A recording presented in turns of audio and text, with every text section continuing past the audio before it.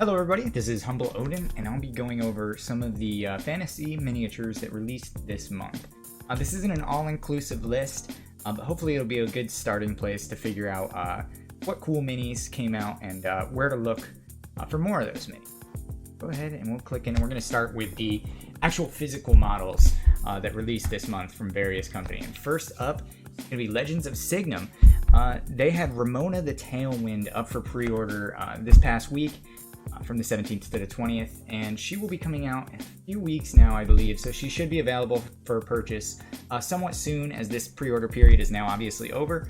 But if this is a miniature you like, it's not a limited time thing, so it should be something you're able to get a hold of. It costs 12.50 euros. The shipping to US is about 8 euros from Legends of Signum, so it gets a bit pricey, but there's a couple of cool things you can find on there. It can become worth it. All right, next up is Mirce Miniatures. And this is Urok, Scion of Conan. Hopefully I pronounced that right. And I thought this guy was really cool. This is a 76 millimeter figure, at least to the head, 98 to the top of the spear. Very cool, Lovecraftian miniature to throw into your D&D campaigns. And honestly, it's pretty well made and unique compared to a lot of the Eldritch monstrosities I've seen lately. So very cool mini. I'm very excited for this one. Speaking of Eldritch minis, we got next up Creature Casters King of Malefica. This actually released at the start of this month, and they have two different models here. You can see the major differences are the more expensive model, the one that's $149, has these imps carrying what looks like these spell tomes, and obviously the king himself has wings and a slightly altered face. So that's the difference between those two kits. I think they're both really cool, and I love Creature Caster, and they always do a phenomenal job. So that's another cool one to look forward to. I believe this one doesn't start shipping until next month, and I think, unfortunately, the nicer, the more expensive one has already sold out, so keep an eye out on that. Next, we're going to move up to Kingdom Death, which actually released 4 miniatures this month, and if you're familiar with Kingdom Death, you probably already know that these are all sold out. So they start off at $27. They have actually already shipped out, so a lot of people already have these minis that ordered them. So of course, there's already quite a few options up on eBay if you do decide I need this miniature for my game. They got some really cool stuff. So this is a Temple Explorer, which I think is pretty neat. Very cool weapons. I really like the torch. Obviously a really awesome sculpt. The Death Greys that come out for Kingdom Death, which is a slightly nicer quality of these miniatures, cost a little bit extra, and honestly, I personally think it's worth it if you can jump in like without the scalping, because it makes it a lot nicer to paint. The model comes out a lot more smooth. All right, we're gonna go ahead and jump up to the next one, and this was one I couldn't find as good of a picture on. This is the Kingdom Death Peasant Hero. And you can see this is like kind of fairy tale themed. There's a wolf's head at the bottom, Red Riding Hood, axe look. So it's a pretty cool model if you've got a more like whimsical campaign, or you're looking for some Feywild weirdness. Pretty awesome model to throw in your game for that. I know that's what I'll be doing. Next up is going to be the Kingdom Death Necromancer. And this one's not necessarily a new model. It was just a reprint of a very old popular model. So I figured this one was worth mentioning, and the next one's actually exactly the same. So I will go ahead and go past this guy really quick. This one is actually still available on the store. But next up is the Kingdom Death Elder Scissor Knight, and this one is really, really, really cool. Unfortunately, even in this reprint, they didn't stock too many of them, so they sold out very quickly, and honestly it really hasn't affected much of the prices on the secondhand market, so you'll still be looking at paying around $100 if you really decide that you need the Elder Scissor Knight. All right, next up we're gonna go to Games Workshop, and we're not going to talk too much about these because I think Games Workshop is big enough that most of the people who are following their stuff and are interested in their stuff already know where to look for their stuff. So this month they released the Lumineth Realm Lords, which are pretty cool looking high elves. We got Teclis model here. He's the god of the faction. Very, very awesome sculpt. They also have some infantrymen and mages that released this month. So if you're interested in this style, this like Asian aesthetic, they've got some pretty cool stuff, and you should check it out if you haven't already. All right, next up, we're going to be going to boxed set physical models. So this is going to be the physical models which aren't available for single purchases. We're going to go ahead and start off with Malifaux. And I'm going to once again mention here, we're focusing more specifically on the directly fantasy releases. There's some kind of heavier steampunk releases that came out this month as well, but I decided not to include those. If you're interested, you can check that out on Malifaux's website. But for now, we are just going to go over, they have the Primal Fury set, which is a really cool saber-toothed Cerberus, which I think is really neat. I've never seen a miniature exactly like that. Not that I've ever gone out of my way to look for it, but that's definitely something I'll be throwing in my campaign just because I think it's a really cool monster just plop in the desert. And we got some cool looking barbarian styles here. And then over here, we got the Ophelia core box, and these are going to be like all of this like Bayou style goblin, kind of like rednecky goblins. They're really fun, whimsical. They kind of remind me of the Snotlings from Games Workshop, but I feel like they fit in a little bit better to a fantasy world probably. These guys look like they could fight, whereas the Snotlings, maybe not so much. All right, we're gonna go next. We're back to Games Workshop, and this one I mentioned specifically because it's a box set, and it's probably not something a place that a lot of you guys are looking for fantasy miniatures for your D&D games. This is from Blood Bowl. This is the Crud Creek Nose Pickers Blood Bowl team, and you'll notice looking through a lot of the sculpts, most of them don't really look significantly sporty. These are all pieces that you could easily plop down into a D&D campaign as a kind of a weird, whimsical goblin encounter, and it would not look out of place. I don't think somebody who didn't know better would probably not associate these with Blood Bowl at all. I mean, except for the tokens of the footballs. You should probably avoid those. All right, next up is the Icewind Dale blind boxes. This is, once again, kind of a more mainstream front and center kind of thing. If you're looking for D&D, fantasy, or miniatures, you probably already know about these, and you probably already know these released. So this is obviously going to contain a lot of the monsters from the new Rime of the Frost Maiden set that just came out. So if you're interested in seeing those Frost Arctic horror-style minis, check out the list of Icewind Dale miniatures. Next up, another quick mention here is Nolzur's Wave 12 released. Got some cool orc miniatures, got some more kind of oddball stuff. They're branching out a bit more from the normal, like human fighter type classes lately, which is really awesome. There's a lot of fun miniatures coming out in Nolzur's lately. Now we're going to go on to their next style, which is the Pathfinder Deep Cuts. This month had some really awesome big monsters, and if you're not already aware of them, highly recommend you check them out. This is the Nightmare Dragon. It's a sculpt I really like, and seeing it in person, it actually impressed me, the quality of it compared to most of the Nolzur's miniatures. It seems like it had a little bit more detail than I'm used to, and maybe that's just because they're getting a little bit better with the whole process in these later waves. There's also a really cool Minotaur Guard. Highly recommend you check this out if you're looking for some big monsters for your campaign, and you don't need the nicest miniatures. All right, next up, we're going to cover the Kickstarters that either started, finished, or are delivering this month and should be available for purchase soon. So we're going to first start up with the Limbo Saga of Nowadin Kickstarter, and these are just 4 of the miniatures that were in this Kickstarter. There are actually several more. It's obviously a Norse-themed miniature set. These are all quite larger in scale, so these might have to serve more as your Frost Giant kind of deals if you're looking to use these in your D&D game.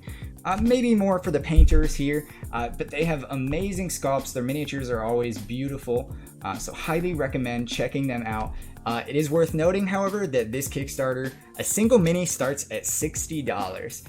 So you're looking to spend a good chunk of change if you are interested in grabbing one of these guys.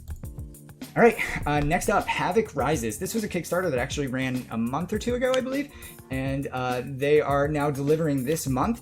The Kickstarter offered resin and STLs, and it's pretty clear that we'll be receiving resin and STL options through their website as well for Arc Studio. So if you are interested in any of these really cool chaos sculpts between this not Archaon and, well, I shouldn't say that.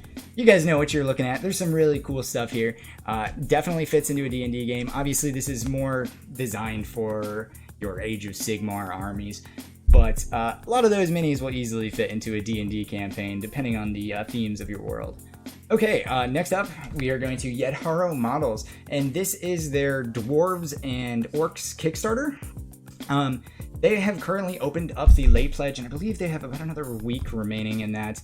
And this should be shipping in a few months, and it's got some really cool sculpts, some really badass looking orcs, a lot more muscly and angry than what you see in the Age of Sigmar. Well, more angry. I shouldn't say that.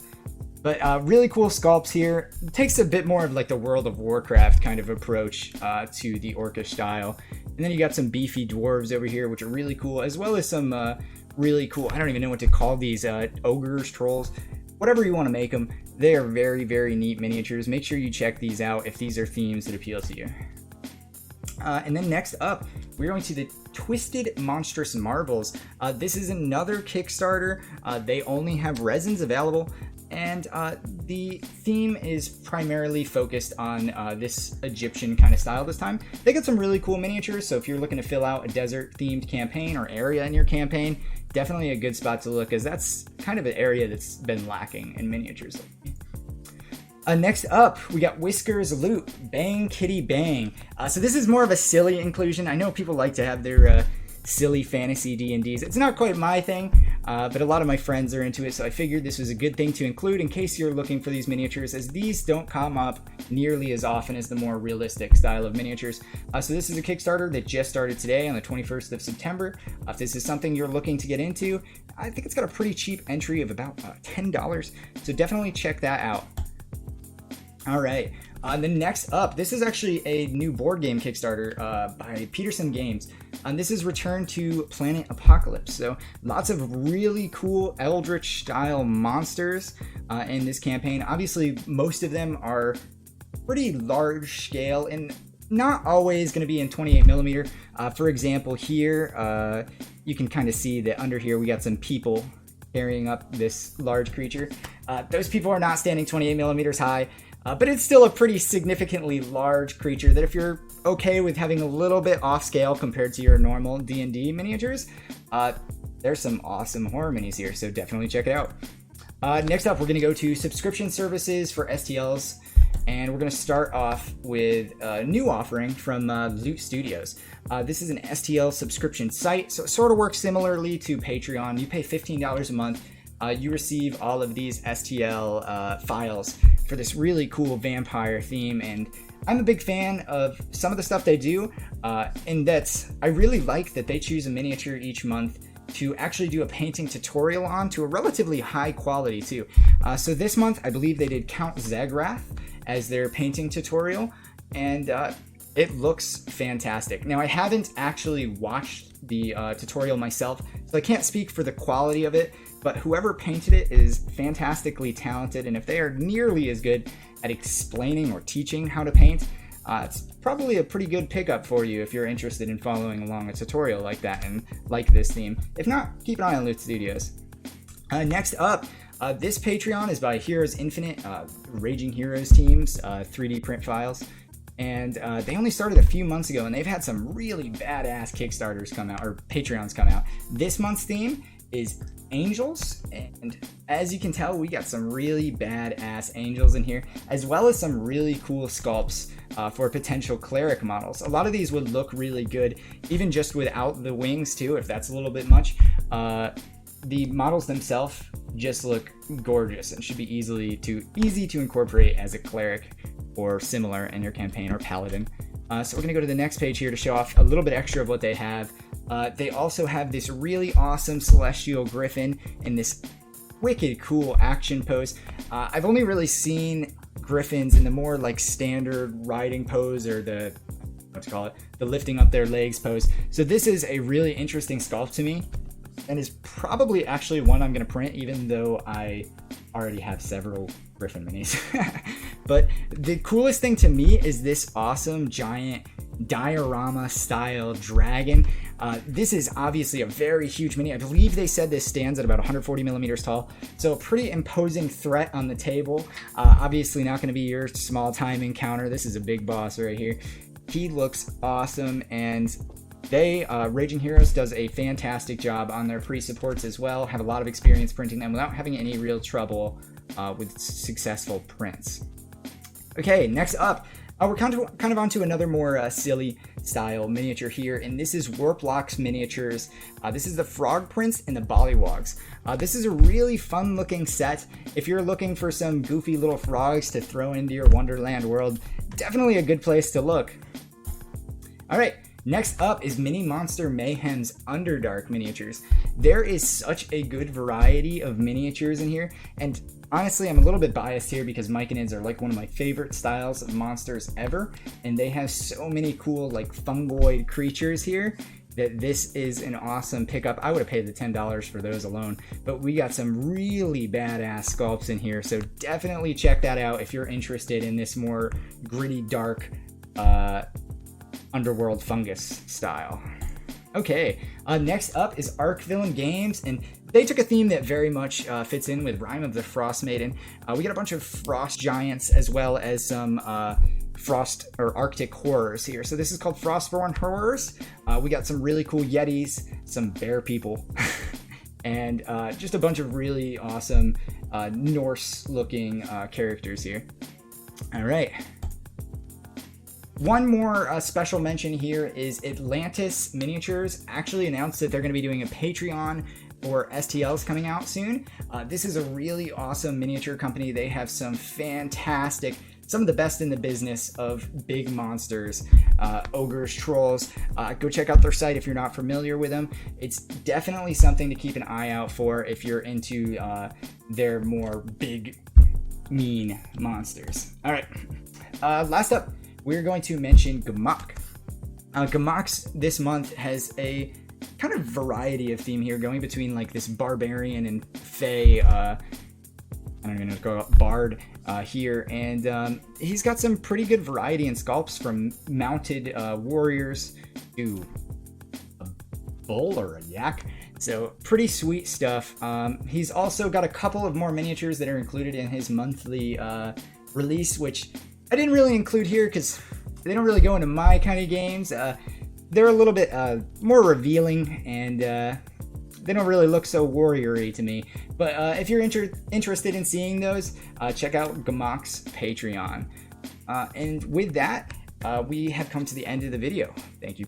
One last quick thing to mention, and that is if you are interested, please look down in the comments. I will have some ideas there on other things I would like to do to make the video better next time, as well as some alternate videos that will kind of branch off this.